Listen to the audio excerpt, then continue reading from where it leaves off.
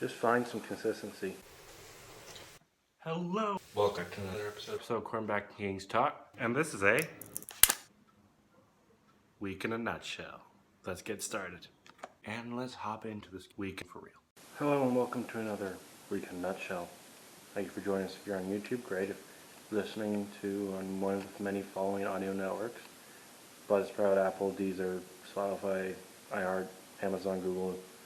You name it, we're probably on it. And well, thank you for listening anyway. Kings start off a little road trip in Edmonton. They won 5-1. It was 2-1 before the incident happened. Connor McDavid slams Adrian Kempe into the boards, and it's boarding, which looks predatory. 5 in a game. I was shocked to see that that one of the best players in the league saw the red mist and slammed Kempe. I thought it was going to be like a double minor because Kempe drew blood in the head area. I guess the ref saw something that I didn't, but they capitalized on the power play, and it was good to see them. They're actually power play doing some good damage, and that shorthand goal that Quick gave up, that was on him. You should have had that. But then again, I'm not a goalie. I don't know how to properly stop a puck with his technique. Well, next up is Vancouver, and yeah, this is Vancouver's first game since they fired their coach and their GM with a new coach at the helm. It's actually former Ducks coach Bruce Buccio. So let's just get on to that game. Kings lose to Vancouver, who has an interim GM and a new head coach. It was poetic justice for the Kings. Usually you don't say that about the Kings. Usually it's poetic justice for Toronto. But it is what it is. I was about to get upset, go berserk, do any what you're at, but I don't think that's time for that. There's a time for that, but it's not going like what is happening. It's like what is happening. The inflection should be more calm, cool, and reserved. And I'm just curious, why was your choice to have the line as they are? I kind of want to see Kaliev with the big ones just to see if to score more. I want to see the power play clicking. It was clicking in Edmonton, but you had time, and they just didn't capitalize on opportunities. And props to Vancouver's goalie, Demko. He played a solid game. And you got big Western Conference foes, Minnesota and Dallas-ish, but they are in the midst of a turnaround, so they're rolling right now. That's why I said ish. So you just got to be better. As of today, Tynan and Jared Anderson-Dillon might be going back to Ontario. I'm not 100% sure, but it's not looking pretty. What I do know is, let's just go to the next game to see. Hopefully they score more than no goals. Let's just go. Kings shut out Dallas 4-0 at home at Staples /Crypto. And that's what you wanted in a game. 2 of those goals were empty netters, so I thought the first goal was just capitalizing on a neutral zone turnover and a semi-breakaway for Kempe. Great goal by contract here, Kempe. And the Kaliev goal was a great use of misdirection and in taking advantage of an odd man rush. And man, Kaliev has a laser from anywhere. That's why I kind of want to see him play with Kopitar.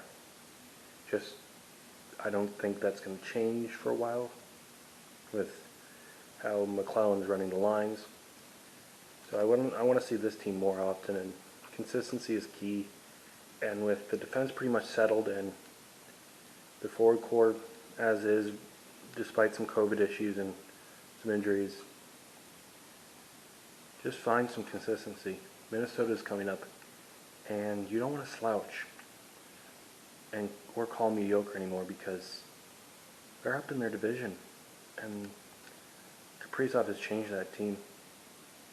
That's it for this game. Thank you all for watching. Let's just go to the next one. Kings win 2-1 over the Minnesota Wild. Yes, a great win by the Kings. And I thought Minnesota coming in, they were blazing hot, as in an 8-game winning streak, and we just snapped it. This is a day of recording. I got to go see this one live and saw that Staples Center sign is now gone, and that's all. It's just gone, and waiting until Christmas to see the new naming rights arena. That's all I'm going to speak about for that. As for the game, I thought they had some routine shifts and then crack. Alex Edler goes down with a lower body injury, and if I was reading Twitter like a half hour ago, it's long term. So let me just dog ear that, and let's just jump into the game.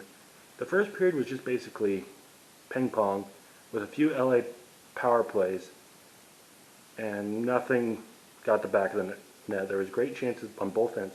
Minnesota thought they had a buzzer beater, but the buzzer sounded off before the puck squeaked in. That was a quick sigh of relief. Then Kings have these great power play, and then a great 5-on-5. And 2 minutes later, Minnesota scores with 3 seconds to go on their power play. Daddy made some questionable penalties. Hopefully he chills out. Then, not like 2 minutes later, Phil Deneau gets the dirty goal and just bangs it in. I like those type of goals because it's hard work. You find the little pieces, and you just put it in the back of the net. Phil Deneau was brought not only for his defensive abilities, but his sneaky offensive abilities. And then that was the second period. Third period, Kings are getting outshot. It felt like Minnesota had all the momentum. And then that fourth line of Lemieux, Trevor Moore center, and Grunstrom did the job, and Lemieux bats in a block shot, and it's now 2-1, and that did end up being the final score. I thought Lemieux played great in his first game back after the suspension, and he's like, I think he's going to be this version of, I think he's going to be more Kyle Clifford, but with more skill, hopefully. Well, Clifford has his goals, but you know what I mean. A great fourth liner that the fans love and his teammates respect even more. I thought the Kings played great without 5D. And now with Ole Mata coming back in, and Tampa next, who are they going to call up? I think it's Christian Wolanin. They wouldn't have claimed him off waivers from Buffalo if they didn't have a plan for him. And Quick was awesome. Now, back to Edler. Sucks to see him go down. It felt really bad. It sounded really bad when we were in the building. You didn't hear the bone snap, obviously, but it was just like the sound of the leg hitting the board. It was just crunch. And that's unfortunate. Hopefully, you can make a trade to replace Edler and maybe get a lefty. And I'm not sure which guy you want and which prospects that you're giving up, but you're not giving up the big guns. No Byfield, no Velarde, maybe Velarde actually, no Turcotte, and obviously no Clark or Faber or Grons. We'll just wait and see. That is it for this week in a nutshell, and they got a big road trip coming up, starting in Florida Tuesday. I'll see you in another video. Thank you for watching. If you're on YouTube, if you're listening to this, thank you too.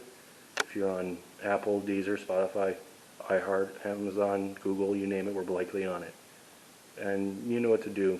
if you're either listening or watching, like and subscribe, turn on post notifications. If you're listening, 5 stars rating review. I'll see you another week in a nutshell. Goodbye.